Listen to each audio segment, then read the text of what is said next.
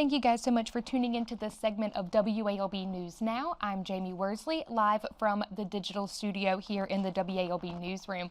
Now, we brought you this story last week. It's the case of a Jane Doe that was solved out of Baker County 37 years later, thanks to genealogical testing that was done on bone fragments taken from the body found on the side of the highway in Baker County.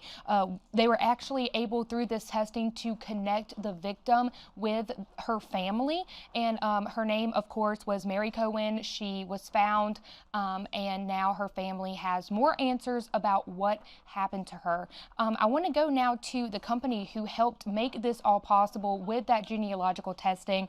I have a representative from Othram on the line now to talk about what this testing looks like and how they got involved. Thank you so much for being here. Can you tell me a little bit about what this type of testing does and how it was able to be performed through bone fragment? Imagine being able to build a DNA profile that has hundreds and hundreds of thousands of markers so you can upload it to these genealogical databases that are consented for law enforcement use is difficult because the DNA that you start with is not in good condition. It's not like you're going to use a sample that just came from a test tube of blood that you gave at the doctor's office or fresh saliva where there's just one component, no contamination, no degradation. And so Othram actually purpose-built ourselves to take advanced sequencing and genomics and actually apply it only to the forensic process for the purpose of identifying victims and perpetrators from a crime scene. That's all we do. We're singularly focused on that. And we've spent the last few years trying to make that process better and better so that more victims and perpetrators can be identified, regardless of how difficult that DNA is that we start with in each case, and regardless of what makes it difficult.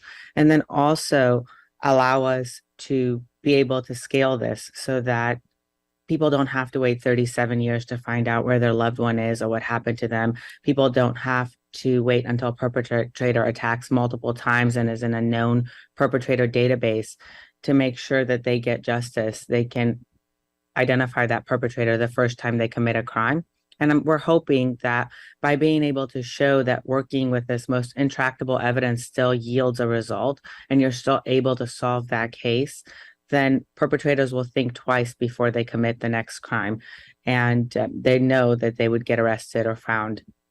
And hopefully this becomes a deterrent for crime. Absolutely. And so one question I did want to ask you, I know throughout the course of this case, Mary Anga's body, or as she was known to family now as Angie, when her body was exhumed and those samples taken back in 2012, there was a different type of testing that they did at the time called isotopic testing. Can you tell me how what you guys do is different from that and why they were able to get results from, the genealogical testing versus the isotopic testing?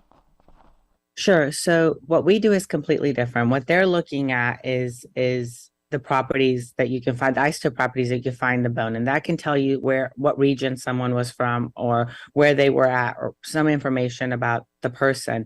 What we do is completely different. What we do is we actually build a DNA profile that has hundreds and hundreds of DNA markers. It's a profile where we've sequenced this DNA and we're able to look at all these locations in the DNA. And then we upload that profile to genealogical databases and you get relatives for this person, whether they're sixth cousins, fifth cousins, third cousins, second cousins, you get these distant relative relationships. And then you can look through those relationships and actually figure out where this person belongs in a family tree and therefore infer identity. So I guess the biggest difference between one technique and the other is one can give you information, contextualize where those bones were prior to the person being deceased, but one technique actually gives you a name or a close match to a familial match to the person that actually had the DNA that you actually got from those bones.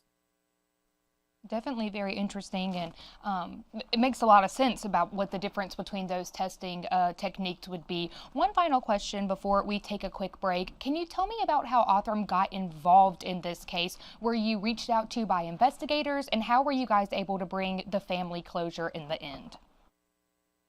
Yes, we were investigators did reach out to our case manager and asked if we would work these remains. At this point, Othram has worked more unidentified remains using this type of method than anyone on earth. And so they asked if we would assess the remains and see if they were suitable for our type of testing. And so we did just that. The case was entered into our system. We were able to assess the remains and see that we could build one of these profiles so we don't consume evidence or budgets past the DNA extraction if we cannot provide value, because we know that, oftentimes, and especially with crimes, consuming that evidence, that's someone's last chance to get justice.